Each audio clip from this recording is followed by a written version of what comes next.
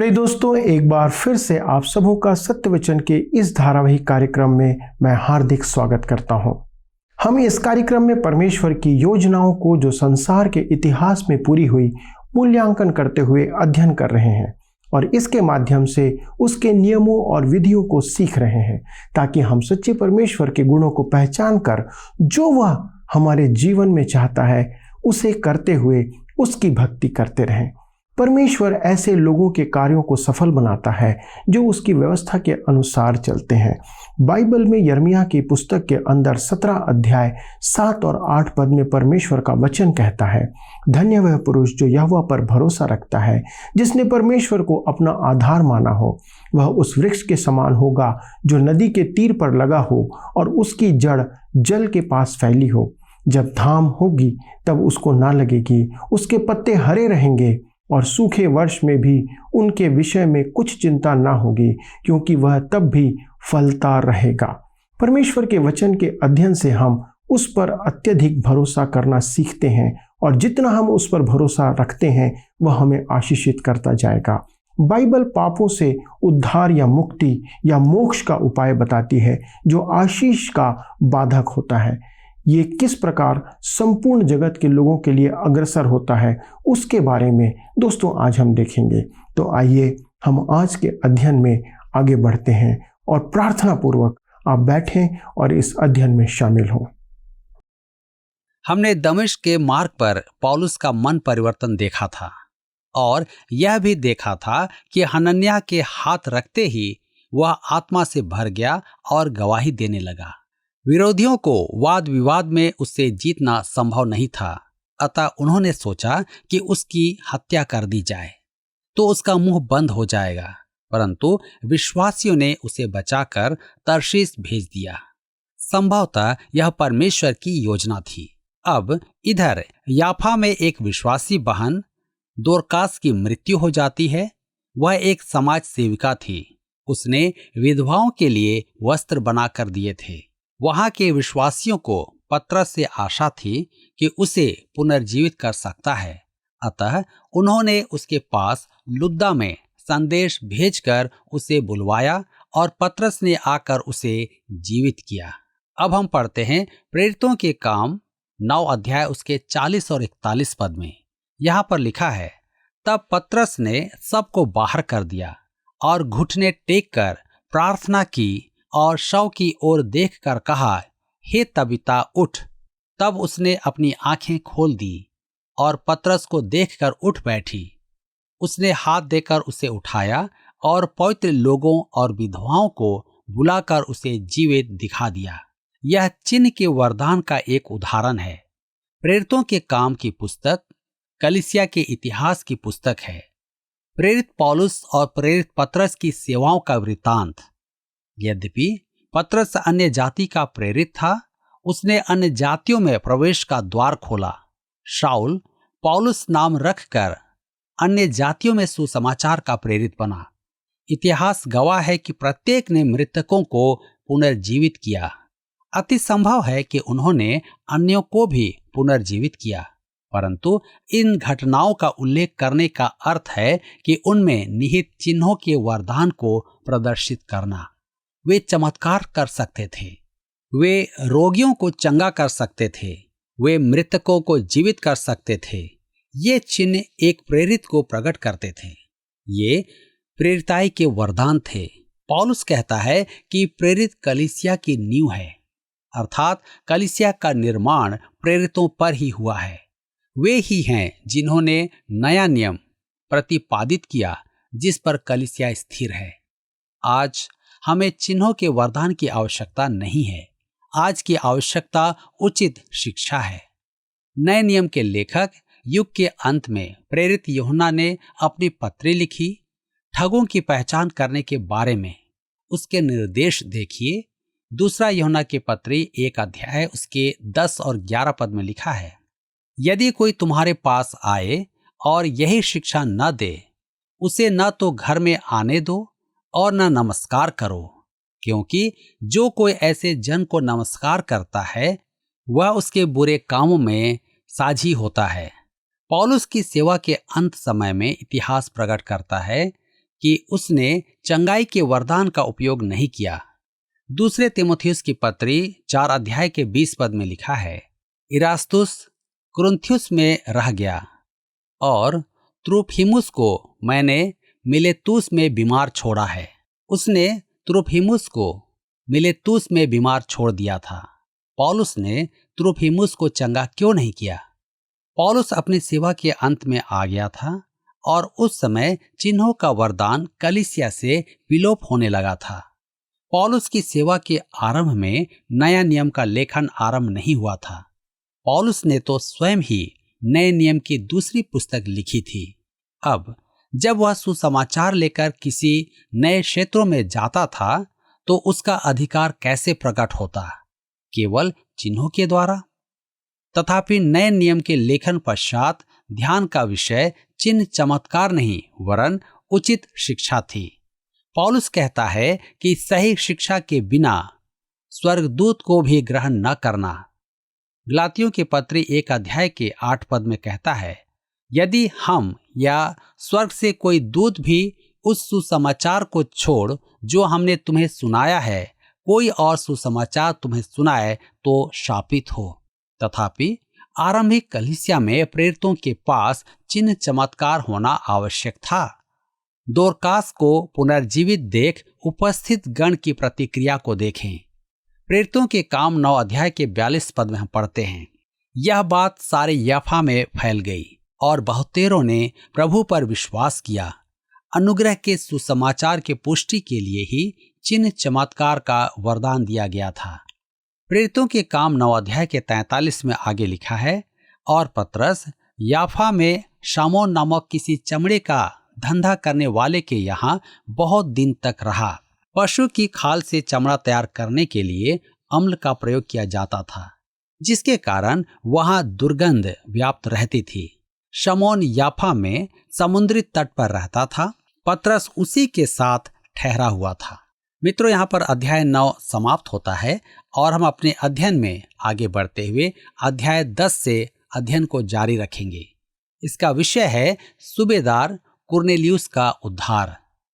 अध्याय 10 में पतरस की सेवा का इतिहास है। इसके बाद शीघ्र ही पतरस दृश्य से विलोप हो जाएगा और केवल पौलुस की सेवाओं का ब्यौरा दिया जाएगा। यद्यपि पौलुस अन्य जातियों का प्रेरित था, उनमें प्रवेश द्वार खोलने वाला पतरस ही था, जिसका पहला चरण कुरनेलियुस का कुटुंब था।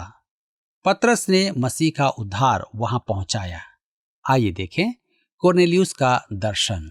प्रेरितों के काम 10 अध्याय के 1 पद में लिखा है, कैसरिया में कुरनेलियुस नाम का एक मनुष्य था जो इतालियानी नामक पलटन का सूबेदार था। आपको स्मरण होगा कि प्रेरितों के काम अध्याय 9 पद 30 में भाई लोग पौलुस को कैसरिया ले आए थे और संभवतः अन्य प्रेरित तटीय प्रदेश में सुसमाचार प्रचार कर रहे थे। तेल अबीब भी प्राचीन याफा का ही एक भाग है। याफा के तट से आगे बढ़ने पर अगला ध्यान देने योग्य नगर यही वह नगर था जहां पिलातुस का आवास था। वहां सब शासक वास करते थे।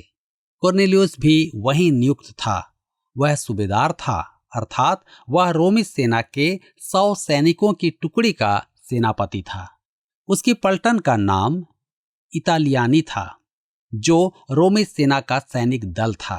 प्रेरितों के काम 10 अध्याय के 2 पद में आगे हम पढ़ते हैं, वह भक्त था और अपने सारे घराने समेत परमेश्वर से डरता था और यहूदी लोगों को बहुत दान देता और बराबर परमेश्वर से प्रार्थना करता था। वह भक्त जन था, अर्थात उसकी उपासना सही दिशा में थी। वह ईश्वर पर अपनी निर्भरता को समझता था। स्मरण रखें कि एक अन्य जाति मनुष्य भी अपने देवी देवता और भक्ति के प्रति समर्पित होता है। हम प्रायः सोचते हैं कि आज विश्वासियों में अधिक भक्ति और समर्पण होना चाहिए। कुरनेलियुस अपने सारे घराने समेत परमेश्वर से डरता था। वह धर्म परिवर्तन यहूदी तो नहीं था, परंतु उसे यहूदी धर्म के द्वार पर खड़ा कह सकते हैं। आज के संदर्भ में कहें तो वह पड़ोस में रहता था और कभी कभी आराधना में भी आ जाता था, विश्वासियों के साथ अच्छा संबंध रखता था, परंतु विश्वासी नहीं था। वह परमेश्वर का भय मानता था। वह यहूदियों को बहुत दान देता था। इस्राएल में दान देने वाले को बहुत मान दिया जाता था। यह पुराने नियम में परमेश्वर की अनिवार्यता थी। आज हमारी समझ दशमांश तक ही सीमित है, परंतु वास्तव में देखा जाए तो वे 3 मुख्य दशमांश देते थे। वे अपने प्रशासन को दशमांश देते थे, मंदिर के रखरखाव में दशमांश देते थे और अपना एवं अपनी उपज का दशमांश परमेश्वर के नाम देते थे। वे दान देने वाले लोग थे। दयालु समुदाय था। आज संसार की अनेक धर्मार्थ संस्थाएं यहूदियों द्वारा स्थापित की गई हैं। आज विश्व में यहूदियों के तुल्य कोई नहीं जो अपने राष्ट्र को आर्थिक सहयोग दे। वे अति दानशील लोग हैं। कुरनेलियुस बराबर परमेश्वर से प्रार्थना करता था। वह अपनी चिंताएं परमेश्वर के समक्ष रखता था, परंतु उसे अधिक प्रकाशन की आवश्यकता थी। संभवतः वह प्रार्थना के बारे में अधिक तो नहीं जानता था, परंतु वह प्रार्थना अवश्य करता था। प्रेरितों के काम 10 अध्याय के 3 पद में पढ़ते हैं, उसने दिन के तीसरे पहर के निकट दर्शन में स्पष्ट रूप से देखा कि परमेश्वर का एक स्वर्गदूत उसके पास भीतर आकर कहता है, हे कुरनेलियुस। सूबेदार सेना का एक बड़ा अफसर होता था। वह एक प्रभावशाली मनुष्य होता था। अपने कुटुंब में भी उसका सम्मान होता था, जैसा हम आगे देखेंगे। वह बाहरी रूप से तो एक अत्यधिक भला मनुष्य था। आज के मसीही समाज में तो एक उत्तम एवं आदर्श विश्वासी कहा जाएगा, परंतु सच तो यह है कि वह विश्वासी नहीं था। उसने तो सुसमाचार सुना ही नहीं था।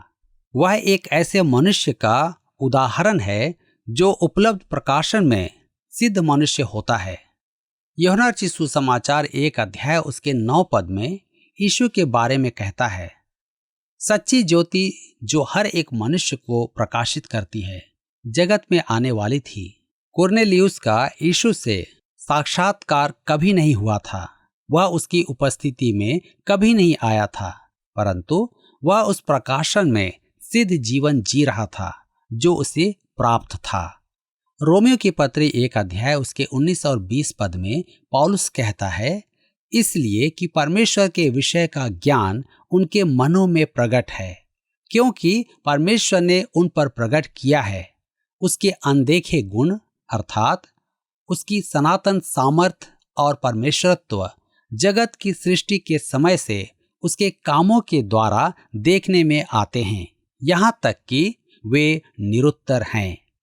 उन मनुष्यों के विषय कहता है जो उपलब्ध ज्योति में भी निर्वाह नहीं करते हैं, इसलिए कि परमेश्वर के विषय का ज्ञान उनके मनों में प्रकट है, क्योंकि परमेश्वर ने उन पर प्रकट किया है।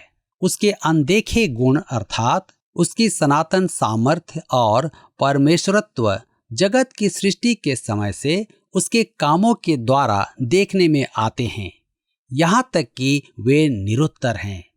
यह परमेश्वर का उत्तर है जो लगातार पूछे जाने वाले एक प्रश्न का है। एक अभागे अन्य जाति एक भले अन्य जाति के बारे में क्या कहें, जो परमेश्वर को जानना तो चाहता है परंतु उसे कभी अवसर नहीं मिला। क्या वह नरक में जाएगा? इसका उत्तर है कि परमेश्वर उसे ज्योतिर्मय करेगा। परमेश्वर उसे सुसमाचार सुनने के योग्य बनाएगा। परमेश्वर ने कुरनेलियुस तक सुसमाचार कैसे पहुंचाया? बाधाएं अगम थीं। उस समय कलीसिया उन पहले 8 वर्षों में पूर्ण रूप से यहूदी थी। ये यहूदी विश्वासी अभी भी मंदिर में आराधना करने जाते थे और यहूदी रीति रिवाजों का पालन करते थे। वे अनुग्रह के अधीन ऐसा करते थे क्योंकि वे मसीह में विश्वास करते थे। जब सुसमाचार सामरिया में ग्रहण किया गया तब यहूदी आश्चर्यचकित थे, परंतु उन्होंने परमेश्वर का हाथ उसमें देखा था। अब परमेश्वर अन्य जातियों में सुसमाचार के लिए द्वार कैसे खोलेगा। अन्य जातियों का महान प्रेरित तो पौलुस था, परंतु इस समय वह अराबा के रेगिस्तान में था। वह आत्म प्रशिक्षण में था।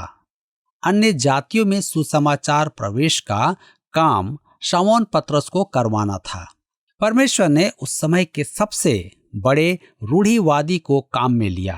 निस्संदेह अन्य जातियों में सुसमाचार ले जाने का एक चरण पवित्र आत्मा के निर्देशन में था। संपूर्ण सच्ची मसीही सेवा पवित्र आत्मा के निर्देश में ही होती है। अन्य कोई प्रयास किसी काम का नहीं।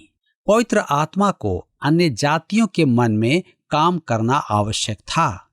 पवित्र आत्मा को यहूदियों के मन में भी काम करना आवश्यक था। अतः अन्य जाति संसार में सुसमाचार का प्रवेश, पवित्र आत्मा की सुसमाचार का प्रवेश पवित्र आत्मा के निर्देशन द्वारा ही संभव हुआ था। प्रेरितों के काम 10 अध्याय के 4 पद में आगे लिखा है, उसने उसे ध्यान से देखा और डर कर कहा, हे प्रभु क्या है? उसने उससे कहा, तेरी प्रार्थनाएं और तेरे दान स्मरण के लिए परमेश्वर के सामने पहुंचे हैं। परमेश्वर के एक स्वर्गदूत ने कोर्नेलियुस को दर्शन दिया। यह उसका स्वप्न नहीं था, उसे प्रार्थना में दर्शन प्राप्त हुआ। मैं चाहता हूं कि आप ध्यान में रखें कि कुछ बातें परमेश्वर के समक्ष मान्यता रखती हैं। वे उद्धार के लिए तो नहीं हैं, परंतु परमेश्वर उन पर विशेष ध्यान देता है। कोर्नेलियुस की प्रार्थना और दान परमेश्वर को ग्रहण योग्य ठहरे और परमेश्वर ने उसे सुसमाचार के योग्य समझा। जो भी व्यक्ति कोर्नेलियुस की नाई परमेश्वर को खोजेगा, वह परमेश्वर के अनुग्रह का सुसमाचार प्राप्त करेगा।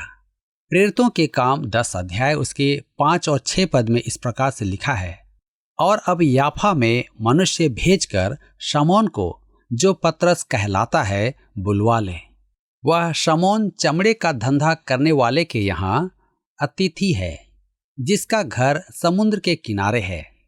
स्वर्गदूत ने उसे बताया कि वह पतरस को कहाँ ढूंढे। उसे पता जानने की आवश्यकता नहीं थी। पशुओं के खाल की दुर्गंध उन्हें आकर्षित कर लेगी। प्रेरितों के काम 10 अध्याय उसके 7 और 8 पद में हम इस प्रकार से पढ़ते हैं, लिखा है, जब वह स्वर्गदूत जिसने उससे बातें की थी चला गया, तो उसने 2 सेवक और जो उसके पास उपस्थित रहा करते थे, उनमें से एक भक्त सिपाही को बुलाया और उन्हें सब बातें बताकर याफा को भेजा। उन्हें चर्मकार शमौन का घर ढूंढने में तो समस्या नहीं थी, परंतु पतरस को भी तैयार होना था। हम देखते हैं पतरस का दर्शन। प्रेरितों के काम 10 अध्याय उसके 9 पद में आगे लिखा है, दूसरे दिन जब वे चलते चलते नगर के पास पहुंचे, तो दोपहर के निकट पतरस छत पर प्रार्थना करने चढ़ा। यह अति आवश्यक था कि परमेश्वर पतरस को तैयार करे, क्योंकि पतरस का पौलुस की नाई बौद्धिक विकास नहीं था।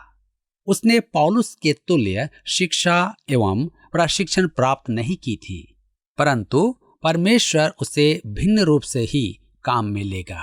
मेरे विचार में यह एक भयंकर चूक है कि सबको एक ही सांचे में ढला हुआ माने या समझें।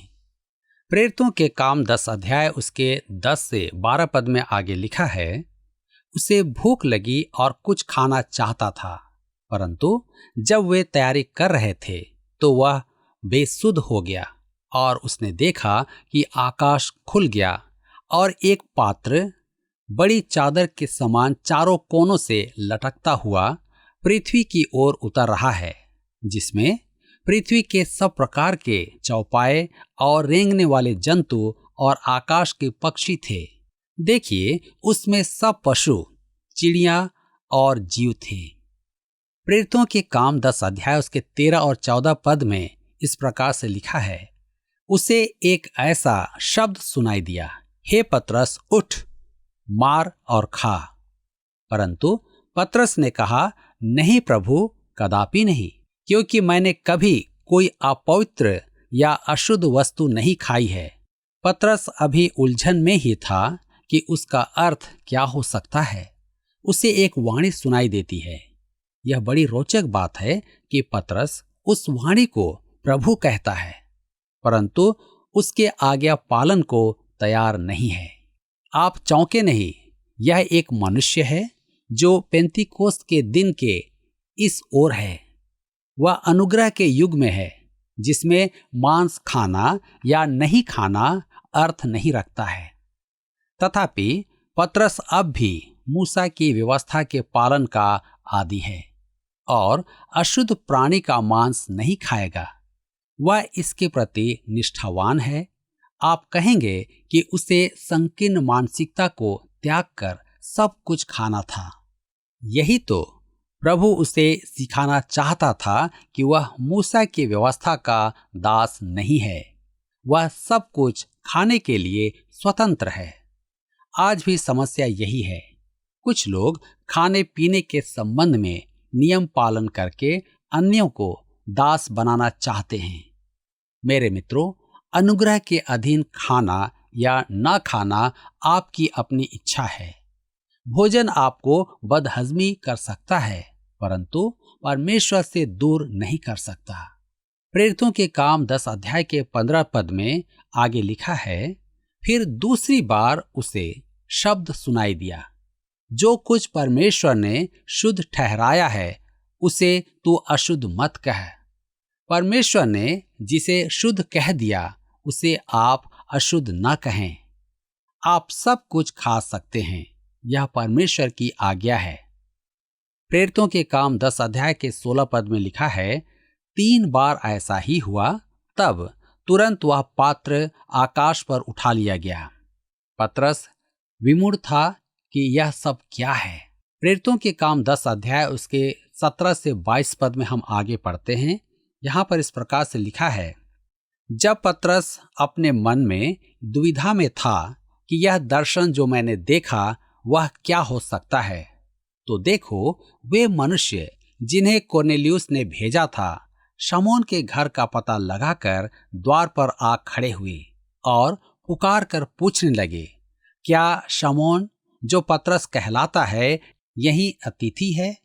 पतरस तो उस दर्शन पर सोच ही रहा था कि आत्मा ने उससे कहा, देख 3 मनुष्य तेरी खोज में हैं, अतः उठकर नीचे जा और निसंकोच उनके साथ हो ले, क्योंकि मैं ही ने उन्हें भेजा है। तब पतरस ने उतरकर उन मनुष्यों से कहा, देखो जिसकी खोज तुम कर रहे हो वह मैं ही हूं। तुम्हारे आने का क्या कारण है? उन्होंने कहा, कुरनेलियुस सूबेदार जो धर्मी और परमेश्वर से डरने वाला और सारी यहूदी जाति में सुनाम मनुष्य है, उसने एक पवित्र स्वर्गदूत से यह निर्देश पाया है कि तुझे अपने घर बुलाकर तुझसे वचन सुने। पतरस को कैसरिया जाना आवश्यक था। कुरनेलियुस का प्रतिनिधि मंडल पतरस की स्थिति समझता है और कुरनेलियुस के घर आने का निमंत्रण देता है। अब हम देखते हैं कुरनेलियुस का मन परिवर्तन। प्रेरितों के काम 10 अध्याय उसके 23 से 25 पद में लिखा है, तब उसने उन्हें भीतर बुलाकर उनकी पहुनाई की। दूसरे दिन वह उनके साथ गया और याफा के भाइयों में से कुछ उसके साथ हो लिए। दूसरे दिन वे कैसरिया पहुंचे और कुरनेलियुस अपने कुटुंबियों और प्रिय मित्रों को इकट्ठा करके उनकी बाट जोह रहा था। जब पतरस भीतर आ रहा था तो कुरनेलियुस ने उससे भेंट की और उसके पांव पर गिरकर उसे प्रणाम किया। हम देख सकते हैं कि कुरनेलियुस का परिवार में और मित्रों में बड़ा प्रभाव था। उसने इस अवसर पर सबको आमंत्रित किया था। कुरनेलियुस अब भी अविश्वासी था। जब स्वर्गदूत ने उसे कहा कि वह पतरस को बुलवाए तो उसने निष्कर्ष निकाला कि पतरस एक अति महत्वपूर्ण व्यक्ति होगा। अतः उसने पतरस के पांव पर गिरकर उसे प्रणाम किया। मेरे मित्रों, पतरस आपको कभी भी अपने पांव चूमने नहीं देता। क्या आपको यह कार्यक्रम पसंद आया? अभी हमें एक मिस कॉल करें और आप अगले विजेता हो सकते हैं।